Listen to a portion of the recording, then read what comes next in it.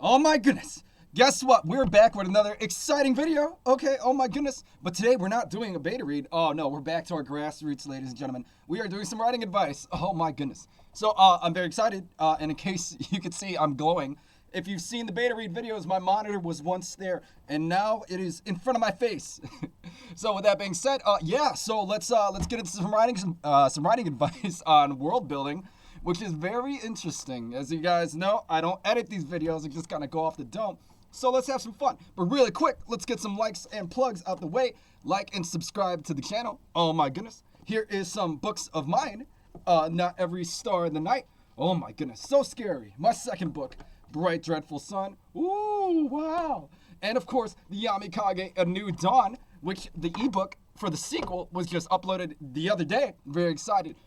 So with that being said, where can we go from this? Beta reader, 5-star beta reader, ghostwriter, editor, published author, obviously. So, yeah, I'm in a million of these groups, and I've, at this point, literally probably have beta read over 100 books. I've beta read over 100 books. I've published about 6.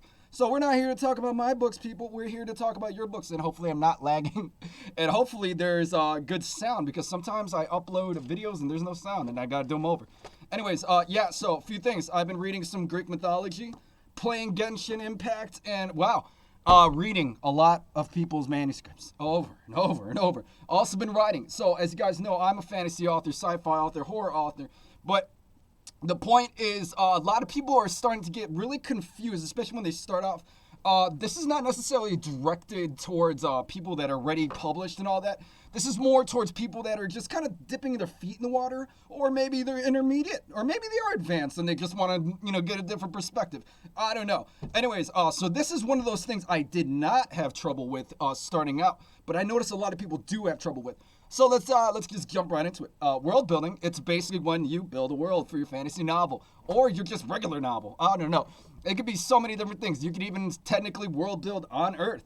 So, yeah, let's just go through some certain things that I like to do, and maybe it'll help you out. So with that being said, if you haven't seen the channel, I incorporate psychology as a double major and license. I incorporate psychology into all of these videos. It's so weird because I'm looking that way, but I'm usually looking right at you guys. So there will be a lot of psychology, and believe it or not, there is psychology that goes into world building. Your environment is basically everything in a way. So with that being said, it's that whole nature versus nurture concept that is going to be spiced in here. So first things first, what I recommend doing, a lot of people don't do this, and I see it. A lot of people will tell people, you don't need to get a template. I'm telling you guys, get a template. I recommend, I'm a left brain kind of dude, so with that being said, I like knowing the world like the back of my hands, and it's not like you can't build as you go. A lot of people, I don't know why, they hate notes pages. I don't hate them. I love them. So with that being said, I could definitely recommend you construct a notes page. One similar to the one on the thing. This is brand new. I just did this for you guys today. Excuse me. So first things first, of course, it is a world building notes page. We're going to go through and just build a world out off the dome. So as you see, we got a pretty interesting world. Could be a sci-fi world. Could be a fantasy world. It could be anything. It looks like, I don't know. It looks like King Kai's planet. I don't know. Anyways, so here's number 1. That might be number 100, but I'm flipping it. So one thing that has recently helped me big time is the AI art generator, which is eerily accurate. It's like it takes things that are in my brain and makes it perfect, better than I ever thought. So right here, I actually think kind of the kingdom building, the world building of the planets are not sufficient. But when it comes to those portraits, damn, I was like, what the? Anyway, so yeah, that's an AI art. Some people have to pay for it. Some people do not. So here we go. It starts off with conceptualizing. So this is actually, believe it or not, one of the big problems, or maybe not necessarily problems. It's one of the best joys of world building, but it's also one of those things that a lot of people, especially if they're not, really good at visualizing, struggle with. So at the, conceptualizing, when you're kind of starting to get your ideas, you're getting that divine inspiration. It's coming into your brain, and you're like, I want to play God and make my own world. So with that being said, you are in a way making a world, and here's another piece of advice I would give you. Treat it with brevity. I tell myself when I'm world building, What if this is a world that will exist one day? What if it was a world that could have existed? What if the universe is structured where us authors write and then trillions of miles of light years away it actually comes to Earth? I treat it with that brevity. Obviously that's not how it is, but once you kind of like you think about it that way, you go, wait, I should take this seriously. So that being said, yeah, feel free to go ahead and take it from literal or take it from fun. So the number one reason this is what works for me is music. I'll be listening to music, some jams, really kind of, I like hardcore music. I like all types of music, indie music, pop punk, all different types of stuff. I'm a musician first. So this is also where that comes in. Because when I'm a big fan of notes pages as well, because we're musicians. Musicians, we have structures. We're built into structure. We have scales, and world building to me is like learning melodies. You gotta have this backbone. It's like structure. So with that being said, music is a good way to kind of like get yourself in the zone, kind of picture it. A theta state of mind can happen within 2 minutes if you're in the right breathing pattern, if you're in the right environment. The next is books, obviously. So this is another thing that people realize. Going back to that theta state of mind, the goal is to get the reader into that theta state, entertained, and have the imagery kind of go into their brain, which is how our subconscious mind registers things in imagery, sensory detail, and whatnot. These are all very important things, but that's more on the line by line level. All right. Also, I've been going to do several of these updates, so we'll see. Movies is a good way to get inspiration. You do not want to carbon copy that. And I'll get into exactly why when I get manuscripts that are exact carbon copies, which is often.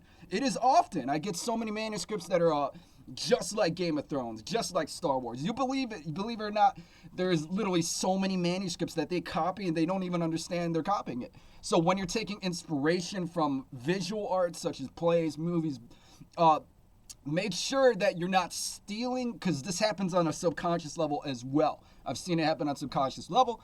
Now, meditation. What does that have to do with anything? Meditation is pretty interesting. So you can actually train your mind to visualize better. You can train your mind to conceptualize better. Meditation is a great way to kind of like, I would say, train your brain to be more susceptible to vivid imagery. So with that being said, a lot of people, they have trouble visualizing. They have trouble reading because they kind of sit still or whatever.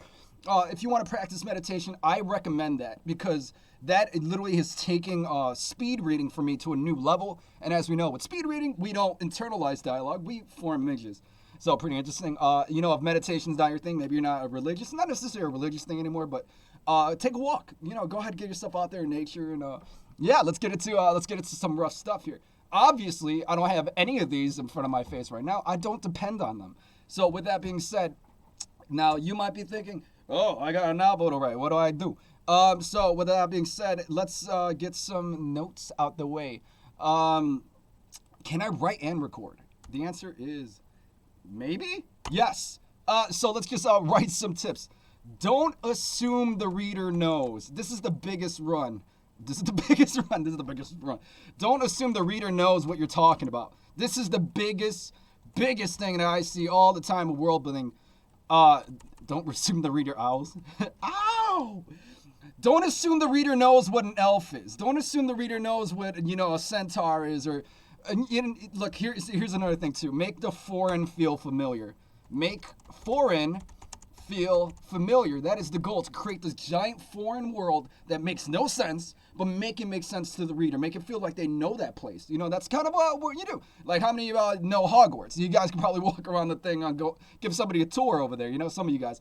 So with that being said, don't assume the reader knows. How many times do I get a manuscript and it's got like goblins, ogres, orcs, and birds and dragons and all that?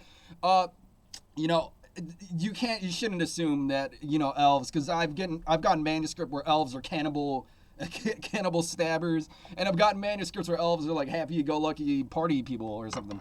I don't know. Don't assume the reader knows. Like, when you're using common archetypal creatures, don't assume the reader knows, because that could get really irritating really fast, especially for somebody like me. I don't get irritated, but moreover, I would say it's kind of like it brings up reader dissonance, which is what we don't want. We don't want reader dissonance. We don't want to have them read and then stop and go, wait, hold up.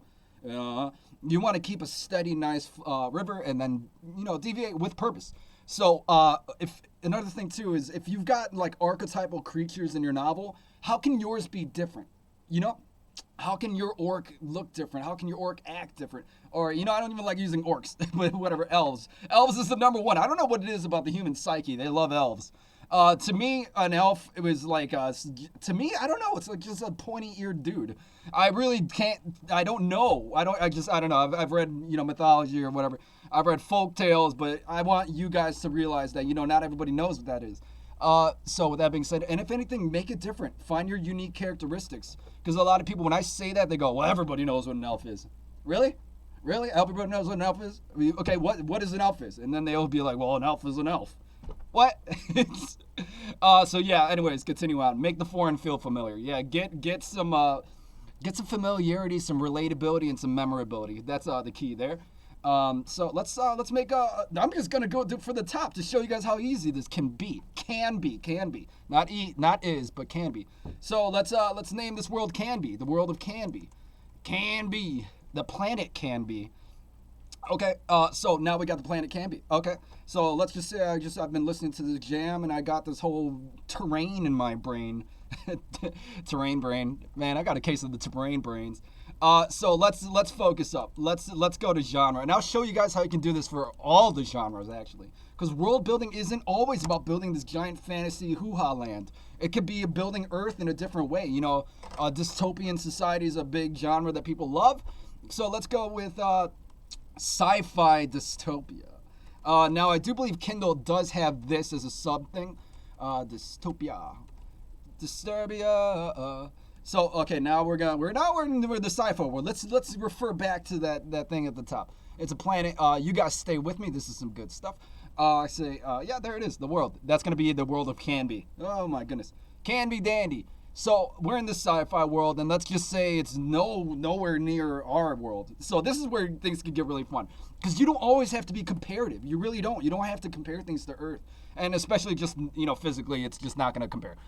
So let's make up a new time. Let's make up a new system. Let's put 500 BR. I don't know what BR can stand for. Maybe I'll figure it out later. 500 BR. Maybe the moon could. Oh, Can Be. Okay, so maybe the moon could be B. So before Rift, I don't know. Maybe there was like a rift, the moon blew up or something. So this is 500 BR. So make your own thing. Make it. This is This is you. This is you on a plate. So geography. So this is pretty interesting. This can trip people up pretty easily. Your world isn't going to have one specific terrain. It's going to have probably a lot of different terrains. You could even, like I just did right there, you can make up your own format of terrain, something people have never seen before, like purple slime cities or something. I don't know. But if you make a purple slime city, you're going to have to make the reader feel like they know that place. So with that being said, you got to add relatable concepts to contrast the strangeness. You know what I mean? You got to contrast and highlight. So let's go with purple mountains. I don't know. Purple mountains of slime. Okay, that's going to be the generic stand. This is absurd, but treat yours with brevity. I'm not treating this with brevity at all, but I should. So, so the planet of Can Be is a sci-fi thing. The story takes place in 500 BR, which is basically maybe like 500 years after the moon blew up. Oh, we saw I twisted that. And maybe the mountains are made of purple. I don't know. That's the primary geography, purple. So, yeah, there you go. You got your history. Planet blew up. Moon blew up. Whatever. Let's just say the planet blew up. Planet blew up. Became a moon blew up, and now I see it's so fun. I love world building. You don't have to make this such a meticulous process. It can be fun. So planet blew up, and the planet became a moon, and then the moon blew up, and then that caused a rift in society, in alien society on alien planet. They died, and then now there's some people left. I don't know, some slime people, foraging for survival. So. Now we could get into some interesting parts like religion. Now, also at the same time, I recommend keeping all these less than a sentence. Big fan of if you can't explain it in one sentence, you don't know it well enough. So, yep, there you go. So, religion. A lot of people, they have friction with religion friction. So, double check that. What does that mean? A lot of people, I've seen this many, many times, where they will have dissonance when it comes to religion. They don't want they don't want to upset people's religion. They don't want to include it at all. Maybe they're strict agnostic. Or maybe they want to include their religion, or maybe they have variances. I don't know. A lot of times it could be pretty something. I don't know. That's a whole slew of different things. But anyways, so on planet Can Be, maybe the people were like, what the? You know, the whole moon blew up and they think the gods did it. So let's refer, religion almost always refers to gods and all that. So let's not do that. Let's make it slime. Slime, I don't want to say gods. I really don't want to say gods. Slime titans. Okay, so in space there are titans and they fly around making planets purple. Space titans. So they're not gods, they're just giant creatures. And then these people think that these creatures crashed into the moon. I don't know. So on the government there is, let's say, a king, and the king claims to be an offspring of slime titans. Okay, that could get a little familiar. We're going for off the box. So we're not I'm trying to remove familiarity here and then try to make that feel familiar at the end. So kings to be an offspring of titan. Instead of claim, let's make it that they have to be a titan offspring. Now it's getting a little confusing here. They have to be offspring of titans. So maybe these titans will come in once in a while and then I don't know, bang, and then and then something will happen. And then these people, whoever got the love child of the Titans, they became I don't know, the kings. So weapon magic system. This is very interesting. This is more curtailed towards fantasy, sci-fi, but you could see this in real world scenarios as well. So magic system. What can we do here? I could do a whole video on magic system, but I'm not going to. But let's just say this: you should include drawbacks and ways to increase if you wish. So let's say the majority of people, they have a certain amount of slime. If they climb mountains, they could get more slime. So climb mountains. This is so absurd. Climb mountains, get slime. So the more mountains they climb, they get more slime. What? Mountains of slime, they must climb. And then they could throw their slime at people and they die. And there we go. Magic system. So now we've included a drawback. Here's the drawback. If they get too much slime, they die. And it's just gibberish on my screen because it's lag. If they get slimed, they die. So if they climb too many mountains, they'll puff up and explode. I don't know. That's the thing. But you can also increase it by going up the mountains there as the contrast, the double entendre, thus raising friction, thus raising tension, making sure some good rising action. So with that being said, double check that. Now, people, this should be given slime people. Now, what is slime? Don't assume people know. That's exactly what I'm not going to do right now.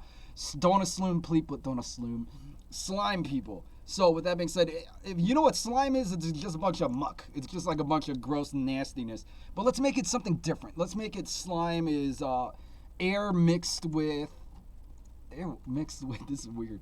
Air mixed with foul water. So this is a different type of slime. So this slime, I guess I'm gonna make it where the people are purple, but their arms are constantly falling off, and then they gotta kind of really put it back there. So the normal people are gonna be just dripping all the time. So they're gonna be dripping people. So that's not slime because slime is dormant, but these people are literally just picking themselves off the floor. That's how they move.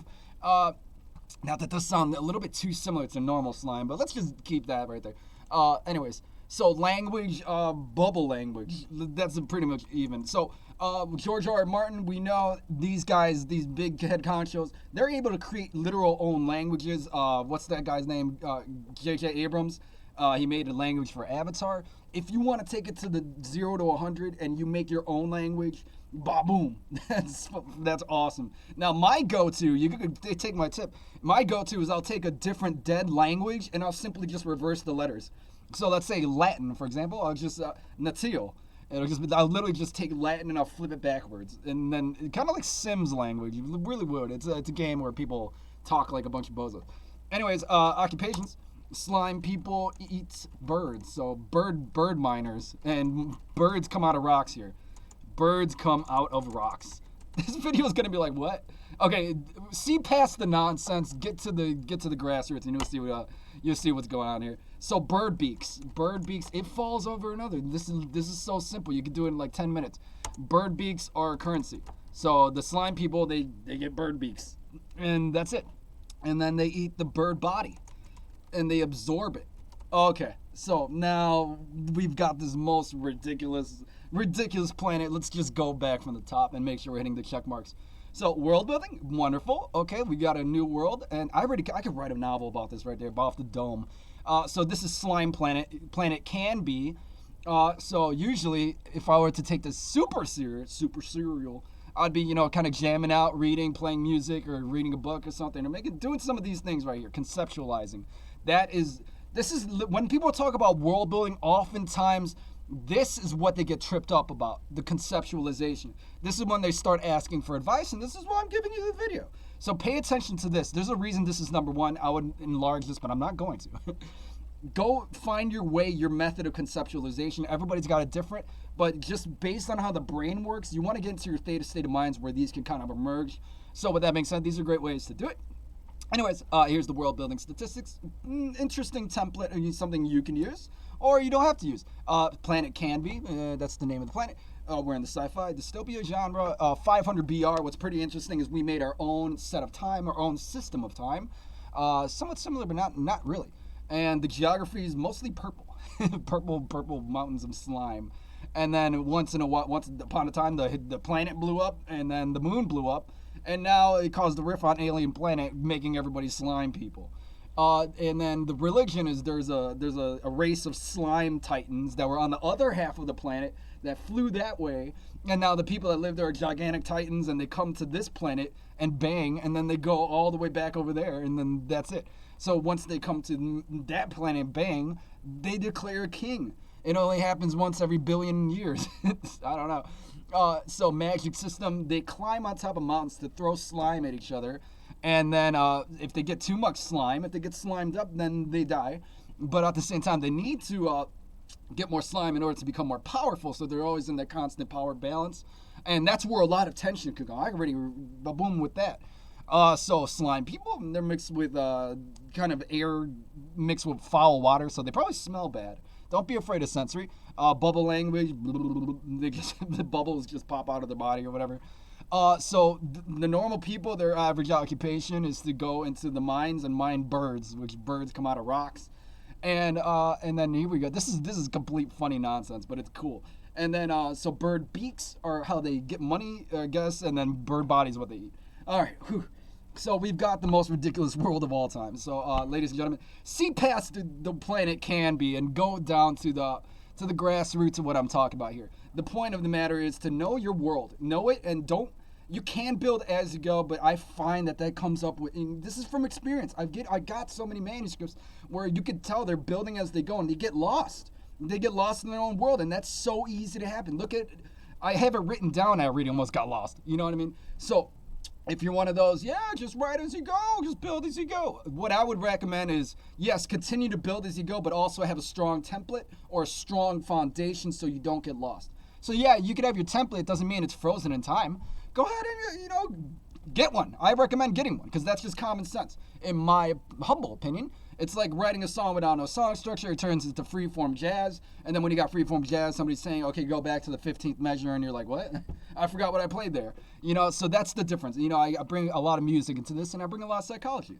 So now we're going to go to the psychological aspects. Okay, nature versus nurture. This is going to have Erickson's psychosocial stages. So this is basically the challenges and the rewards we face as we're growing up. And what does that have to do with any world building? I don't know. I don't know. I mean, this is your world. Okay, if you're going to have people or creatures that are human-like or have human-like characteristics, they're going to have aspects of psychology. This is where this comes in. So let's say your main character is a young child. So trust versus mistrust is almost hard to figure out in this planet alone. But how is this planet going to raise a young child? So this is a very, very young child, trust versus mistrust. So let's say a young slime child is left alone at birth. And then usually in order to find trust in the world, they got to meet other slime people.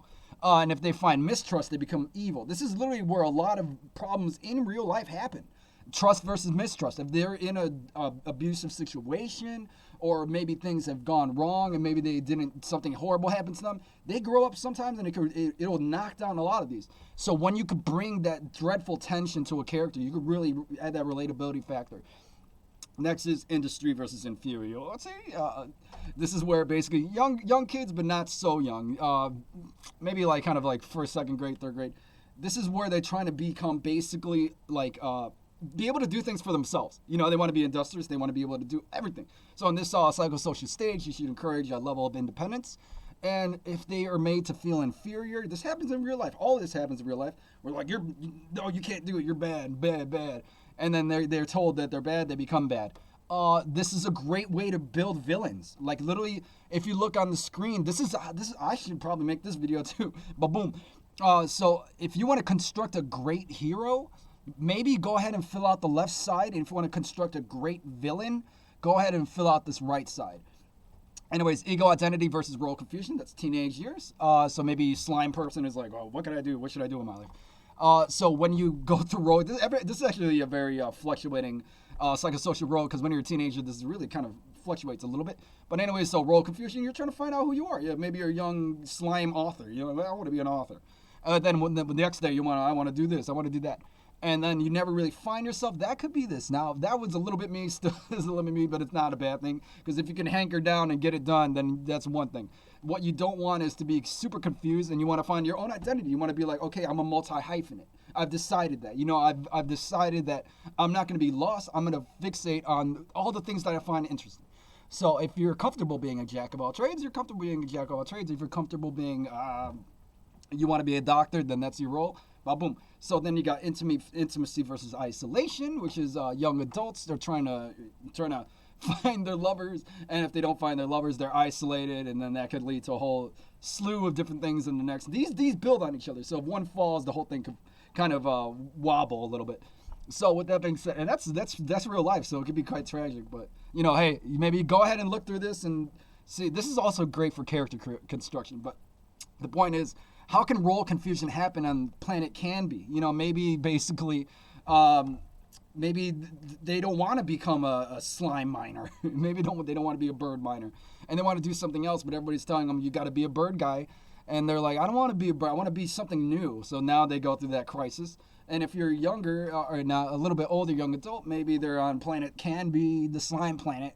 And they're like, well, you know, how am I going to find a mate? Now they got to do March of the Penguins and go all and wobble or slime all the way to the end of the planet and get their mate. Or maybe they're isolated and then they become bitter and hardened. I don't know. Just fun stuff here. Generativity versus stagnation is where arguably we spend the most of our lives in one single bracket, which is basically when you're a full-fledged adult and what your goal is to generate for yourself, for others. That is the proper way to do it.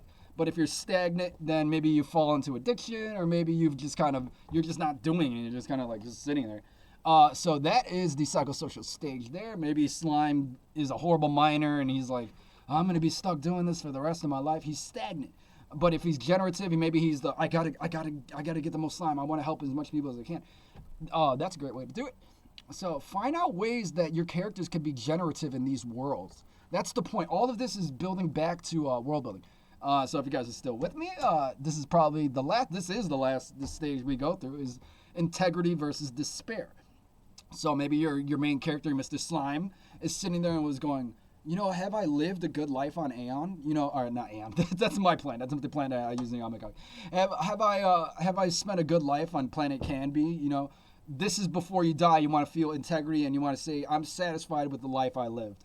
And once you don't do that, you fall into despair, which is arguably one of the worst psychosocial stages because you're going to die in pure disparity.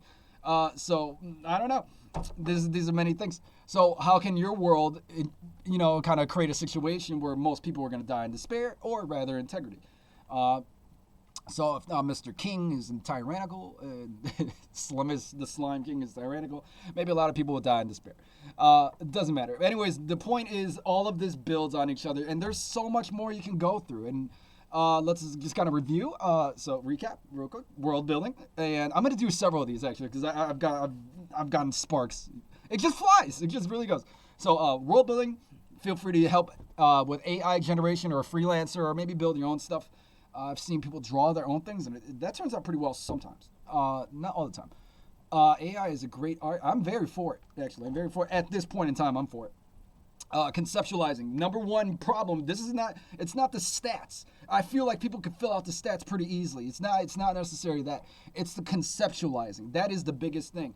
And here's the thing, is when there's so many different ways to people individually can do it, but when it comes from a psychological perspective, a neurological perspective, your subconscious mind, your conscious mind, your conscious mind is getting fed information, where your subconscious mind is registering information, trying to feed it back what it makes sense. So with that being said, a great way to world build is to listen to music.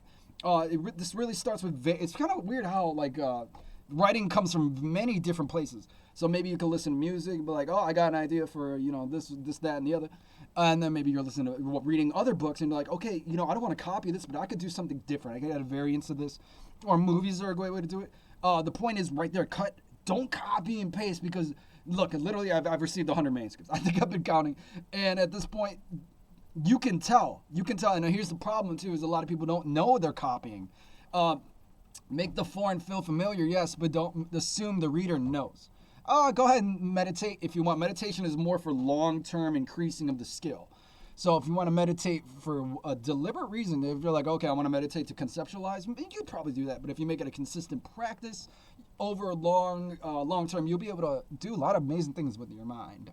With the mind. Go for walks, etc., etc. Find your muse, basically. Find your muse and know your muse. It's one thing to find it, and then it's another thing to know it and own it. So don't assume the reader knows. If you got an archetypal character or an archetypal creature or even an archetypal trait, don't assume the reader knows, because I've gotten that so many times and it's just, it's like, what? You know what I mean? Because how can, I'll bring back the elf, because that's the number one thing I get all the time, is how many books have I gotten with elves? It's like, where are these things coming from? You know what I mean? So, when I first thought of an elf, I thought Lord of the Rings and the pointy ears and whatever that is. And then one book is them murdering everybody. The other book is them eating cookies and having a party. Don't assume the reader knows what you're talking about. And they may come in with their own preconceptions. Anyways, make the foreign feel familiar. Simply put, make it this strange, interesting, out-of-the-box world. Maybe not so out-of-the-box, but maybe just this nice world we've never lived in. And try to make it feel familiar as if we lived there. The way you do that is to not only add memorability, you contrast and highlight. Use contrasting and highlight with relatability. So you put kind of universal concepts in there. Here is a template. Feel free to copy this. There are many on the internet. I made this one off the dome right before the video. So we include the name. I recommend including the genre, because you don't want fusion confusion, which happens a lot in world building. Because at one time, maybe one moment it could be a fantasy and the other second is sci-fi. And there's ways to have that fusion without the confusion, definitely is, but a lot of times it falls flat. So here's the thing, is when it's successful, it's because they know how to build a good sci-fi, they know how to build a good fantasy, they know the best aspects, they know how to blend. When you don't know how to build a good fantasy, but you want to build a sci-fi fantasy, it's gonna tilt a little bit, so watch out. Time period, you know where your time is. Geography, that's gonna be a lot of different things. Feel free to make this list as long as you want. History, and obviously, maybe you guys can make a book out of whatever this is. This is really funny. Religion, bring some religion into the mix if you want. It definitely can elevate a novel if done correctly. Government is a big one. These are things you got to look out for. Know how to build these things if you want. So the everyman, the commoner, also here it's just people. I call them the everyman. They're just the normal people. This is something that goes over a lot of heads. The way you can describe normal people, the way you can just construct the average occupant of your world can really have a nice, fun effect. It's a good way to show, not tell, in a different way. Magic system, feel free to include a magic system if you want. Weapon system, if you're being more, or maybe not, maybe neither. It's not necessary. Include your people. Occupations can help. That kind of goes with the people, which is kind of why it's under people. Currency, that can be fun. And food is also great. It's good for sensory detail. Music, the list can go on and on and on and on. So psychological aspects of the world. Remember, nature versus nurture. Here are the psychosocial stages of Erikson. Very good for character creation. I have also the Jungian archetype video on the channel. So trust versus mistrust, young child, and then industry versus inferiority, regular child, and then ego identity versus role confusion, teenager, intimacy versus isolation, young adult, generativity versus stagnation, normal adult, and then of course integrity versus despair, old person. So with that being said, I recommend you guys learn these just for real life. But anyways, so these are great to know where your character stands. You know what I mean? So if you know your character is a young adult, Know the challenge, the psychological challenges. That's why it's so important to bring in psychology with writing. And if you don't know psychology, well, then that's you should probably learn. I recommend it. Knowledge is power. We're authors are readers too. We have to read. So we don't go. I don't want to learn that. I mean, I don't know. The best authors I found, they eat books. They eat them up. And then some authors that don't, they don't. They just I don't know. So with that being said, anyways, that's the video. So with that being said, feel free to hit me up if you want beta reads, ghost writes, or edits. Should be pretty fun. Or if you just want help, if you just want help, hit me up. Like, subscribe. I'm going to drop the links to my books, which should be pretty fun. Feel free to drop a review or maybe pick one up. It's good. Support authors and, yeah. Have fun world building. This is not supposed to be this horrible, complicated process. It can be. It can be. It sure can be. If you want to add that extra level of complexity, go ahead and do it. I do that. I did this in 5 minutes. 5-10 minutes. The explanation took long. I could literally build world over and over and over, and I could probably build like 7 worlds in 1 hour. Easy, maybe more. The point is, learn the fundamentals. I'm gonna do videos on fundamentals as well, but if you understand your fundamentals, yeah, you'll be good to go. So keep it real, like, subscribe, and I hope this helps you. This is really good. Keep on world building. Treat it with brevity. That's another thing too. Treat it with brevity. If you're writing a serious novel, then I would recommend thinking, hey, what if this is real somewhere out there? What if what I write down could actually affect something in the ether or whatever? Probably not true. But if you treat it with that level of brevity, your world building emerges into something tightness. Anyways, keep it real.